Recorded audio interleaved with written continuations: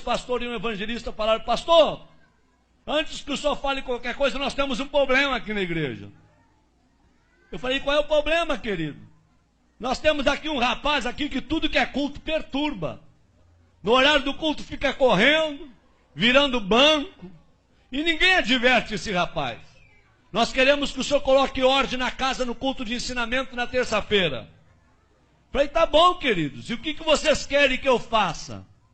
E 3 obreiros disseram: nós queremos que o senhor mande esse rapaz ficar sentado para ouvir a palavra e chame a atenção dele em público. Eu falei: mas isso daí para mim é mole. Um rapaz está perturbando vocês, deixa para mim. Terminei de pregar na reunião de obreiro, fui para casa. Quando eu cheguei em casa, eu falei para minha esposa, eu falei: meu bem, tem um rapaz aqui que está perturbando os obreiros. E ela falou: o que tu vai fazer? Eu falei: vou advertir ele no culto de ensinamento, vou chamar a atenção dele. E a minha esposa, muito crente, falou: não faça isso não. Uma alma vale mais do que o mundo todo. Em vez de tu advertir em público, procura visitar ele. E tem mais uma coisa, viu? Quem sabe esse rapaz seja mais crente que eles tudo junto. Porque pelo que eu vejo dos cultos aqui, a igreja tudo dá glória a Deus, só os obreiros não abrem a boca. Então quem sabe esse rapaz está fazendo barulho demais, está incomodando a turma. Não advirta ele, vai até onde ele mora. Eu falei: boa ideia. Fui pregar final de semana, segunda-feira, fui na loja de um empresário e falei: onde é que mora o fulano de tal? O empresário falou: pastor, mora na pior favela da cidade. Mora lá na favela da Vila do Cemitério. Nem a polícia entra lá. E se eu fosse o senhor, eu não iria, porque é muito perigoso. Falei: meu amigo, eu fui criado em favela. Eu sou ex-traficante, ex-assaltante. Eu aceitei Jesus dentro de um hospício, depois que tomei uma overdose de droga e fui condenado pela medicina. Quando eu estava com 38 quilos dentro de uma UTI, uma crente do lado de fora do hospício dobrou o joelho e orou a Deus pela minha vida. Deus usou um louco para falar comigo, e a palavra do louco teve poder, e eu saí de dentro do hospício e virei pregador do evangelho. Não tenho medo de favela, de traficante e nem de favelado. Eu peguei meu carro e fui lá. Até onde o carro foi, eu fui. Até onde o carro não deu conta de ir, fechei o carro e entrei na favela. Pulei algumas valas e eu perguntei para um oleiro da Boca de Fumo: onde é que mora o tal do hermano? E o oleiro disse: não é o Repolho? Falei: não sei se é Repolho ou hermano. Me disseram que é o hermano. Falou: não, quando ele era traficante, ele era o Repolho. Depois que se converteu, virou o hermano. Falei: tá bom. Onde é que ele mora? Último barraco do morro. Lá embaixo, bem na costa do morro. Falei: vou lá ver esse doido. Quando eu cheguei lá, tentei abrir a porteira com arame e machuquei os meus dedos. Não consegui abrir a porteira, que era atada com arame, uma porteira de tela. Barraquinho de madeira, querendo cair.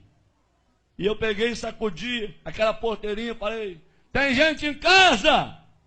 E de dentro do barraco gritaram: quem é?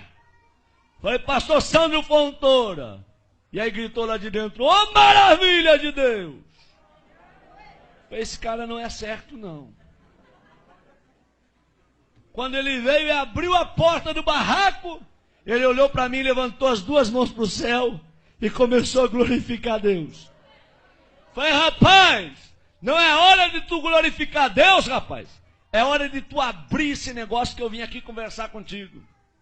Ele falou: pastor, eu estou glorificando a Deus, sabe por quê? Eu tenho 3 anos de crente e nunca ninguém veio me visitar aqui na favela. Nem um crente, nem um irmão. E o senhor chegou na cidade há poucos dias. Eu dobrei meu joelho dentro desse barraco. Eu falei: Deus, se esse homem foi tu que enviou para esta cidade e tu é na vida dele, tu vai trazer ele na porta do meu barraco para orar comigo. E agora o senhor está aqui na frente do meu barraco, é porque Deus me ama e Ele é maravilhoso. É só Deus para fazer uma coisa como essa. Eu falei: abre aí então. Ele veio e abriu. A hora que ele abriu, eu me abaixei e entrei no barraquinho dele. Quando eu entrei no barraquinho dele, eu falei: irmão, é muito rápido que eu tenho que conversar contigo. É bem rápido, tá bom? Ele falou: pastor, só que antes do senhor conversar, eu quero lhe dizer que no meu barraco tem doutrina. Falei: doutrina? Ele diz, é doutrina. Qual é a doutrina do teu barraco? Qualquer pessoa que entra aqui dentro, antes de conversar, tem que orar. Essa é a doutrina. Tá bom? Foi, tá bom. Vamos orar? Eu falei, vamos. Quem que ora? Ele disse, pode ser eu, pastor? Pode, ora então. Ele levantou as duas mãos para o céu e falou, papai. Quando ele falou papai, eu vi que ele tinha intimidade. E quando ele começou a orar, eu arrepiei. Do pé até o caco da cabeça. E o Espírito Santo veio na minha orelha e falou, ei, abre o teu olho com que tu vai conversar com o irmão, tá? Porque em 3 anos ninguém visitou ele. Mas eu moro com o irmão 24 horas. Eu sou apaixonado pelo irmão. E o irmão é apaixonado por mim. Eu senti Deus no local. Quando ele abriu os olhos, em lágrimas ele me falou, posso lhe mostrar o meu barraquinho? É uma peça e o banheiro dividido com essa cortina. Eu falei, pode. Ele falou, aqui está o fogão a lenha, porque eu não tenho fogão a gás, mas a chapa está brilhando. Puxou a cortina, aqui está minha cama, meu criado mudo. É o tudo que eu tenho. Vem no meu banheirinho. Quando eu cheguei no banheirinho dele, uma janela de madeira de correio, eu puxei a janela. Fiquei olhando o precipício lá embaixo. Quando eu olhei para os meus pés, um buraco entre a madeira, e eu vi que a madeira estava sobre o precipício. Falei, irmão, se quebrar essa madeira eu caio de espinhadeira abaixo. Ele falou, cai, pastor. Eu pulei fora. Falei, tu tá doido? Se o prego aqui quebra a madeira, tu desce de espinhadeira abaixo. Ele falou, é, pastor. Pastor, antes de eu ser crente, eu era que nem o senhor, eu tinha medo da morte. Mas depois que eu me converti, eu não tenho medo de mais nada. Aqui na favela sopra vento, destelha a casa, meu barraquinho está torto, mas nunca caiu. Porque os que confiam no Senhor são como os montes de Sião. Não se abalam, mas permanece para sempre. Eu falei, tá bom, vamos conversar. Ele falou, pastor, antes de conversar, um testemunho posso? Falei, rápido, fala rápido. Eles dão licença. Abriu a camisa, 3 buracos no peito. Falei, o que foi isso? Troca de tiro com bandido. Levei 3 tiros de 38 na caixa do corpo. E eu não morri, sabe por quê, pastor? Deus tinha um plano com a minha vida. Pastor, olha esse risco no meu rosto. A polícia me levou para o valão do Tega. Deu rajada de metralhadora para acabar com a minha vida. E uma bala riscou meu rosto. E eu não morri, pastor. Porque Deus tinha um plano com a minha vida. Pastor, está vendo esse buraco do outro lado, no braço? Um homem me atravessou com espeto de fazer churrasco de um lado ao outro do corpo. E eu não morri, porque Deus tinha um plano com a minha vida. Pastor, 26 anos fui condenado de cadeia. Tá bom? Por assalto a banco, por tráfico de droga. Quando eu estava no fundo da cadeia, com 3 anos de detenção, Deus foi e deu um sonho para um servente de pedreiro. E esse servente de pedreiro ouviu a voz de Deus. Deus deu o número da cela, deu o meu nome e aonde eu estava preso. Esse homem foi lá, falou com o diretor do presídio que tinha 5 minutos para entregar uma mensagem para um detento. O diretor liberou, ele gritou no corredor da cela, irmão, eu gritei lá no fundo, tô aqui. Ele parou na frente da cela e diz, nessa noite Deus me visitou. Deus me deu o teu nome, o número da cela, e Deus mandou te dizer que tu não vai pagar 26 anos de cadeia, porque Deus está precisando de alguém lá dentro da igreja dele, só para dar glória a Deus e aleluia, porque o povo que está lá não quer mais abrir a boca para dar glória a Deus, e Deus vai te arrancar daqui só para tu perturbar lá, tá bom?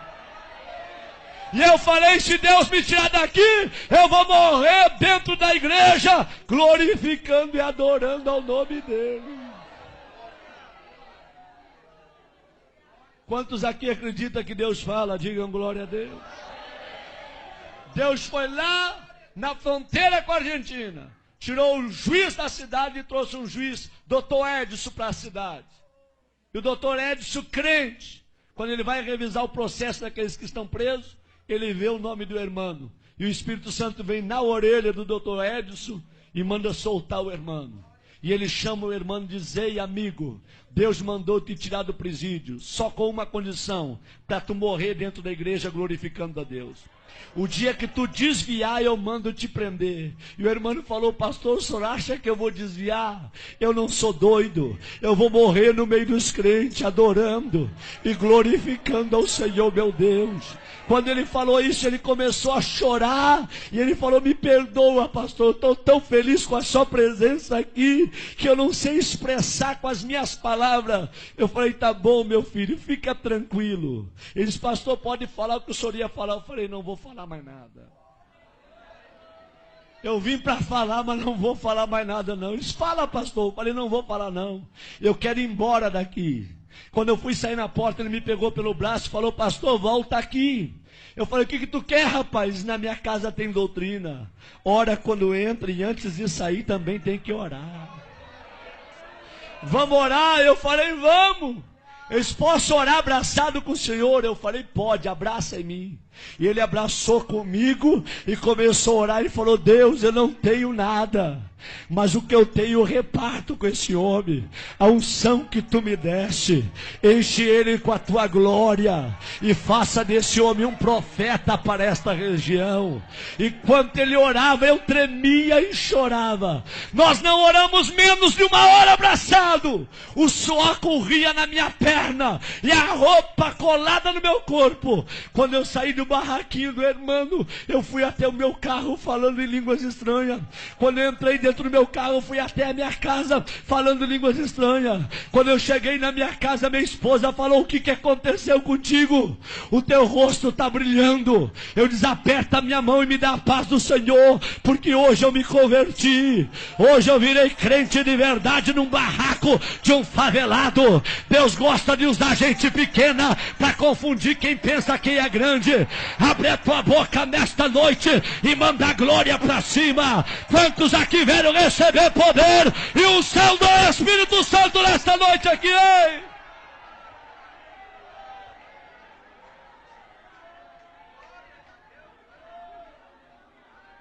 Quando foi terça-feira, eu fui dar um ensinamento no Templo Central. E conforme eu estou dando o ensinamento, eu olho para os obreiros tudo de perninha cruzada, lenço na rótula do joelho, sem abrir a boca para dar um glória a Deus. E eu olho para o irmão lá atrás, ele começou a bater a palminha dele. Começou a se alegrar, a sentir o que ninguém estava sentindo. O irmão veio para o corredor da igreja pulando. E eu olhei para trás e os 3 obreiros que mandaram chamar a atenção dele olharam para mim e com os olhos eles disseram tudo. Pega ele agora, manda sentar. Com os olhos eles falavam tudo. Eu fiquei numa guerra entre a igreja, os obreiros e o irmão. Eu falei: Deus, o que eu faço para salvar o irmão? Aí Deus me deu autoridade. Eu falei: irmãos, quem aqui conhece a história desse rapaz que está aí no corredor? Levante a mão. Ninguém levantou a mão. Quem já foi visitar ele, aonde ele mora? Ninguém levantou a mão. Eu falei: em 15 minutos eu vou falar a história desse rapaz para vocês. Quando eu terminei de falar a história do irmão, a igreja tacou para chorar. E eu falei: traz o irmão aqui no púlpito comigo. E os obreiros desçam do altar todos agora. E o irmão abraçou comigo no altar. Eu falei: a partir de hoje, a história desta igreja muda. Vai ser um doido atrás desse púlpito e outro doido no meio de vocês. Mas a partir de hoje eu quero crentes cheios da glória de Deus.